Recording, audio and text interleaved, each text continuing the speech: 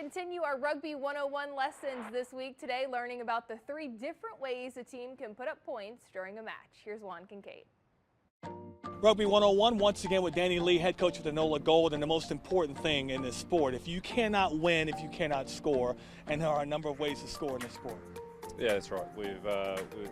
There's probably 3 main ways of scoring points within rugby. One's called a try. That's getting the ball effectively across the try line. With that, you've got to take full control over the ball.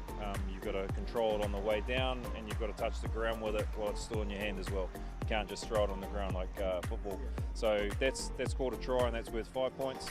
After that, you get to a chance to convert that try, called a conversion, and that adds an extra 2 points. With the conversion, the line's taken from wherever you score the try on the field. And the last way of scoring points is 3 points for a penalty or a drop goal. So 3 main forms of scoring points in rugby. Let's bring in Matt Harmon, one of the players for the rugby. And one thing he just mentioned that was interesting, now I understand why a guy will cross into the try area and run as close to the goalpost as he can to make the next point opportunity easier.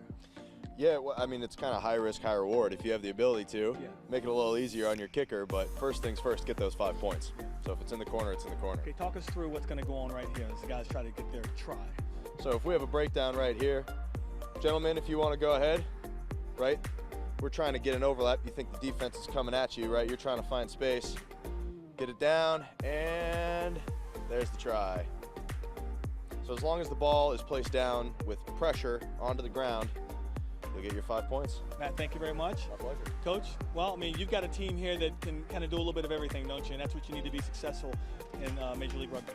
Yeah, that's right. There's a lot goes on in the game. It's quite a complex type of game, a lot of rules and variations to what you do as a team, but ultimately getting everyone on the same page is important. Safety comes first. Danny Lee, head coach of the NOLA Gold, and that's Rugby 101.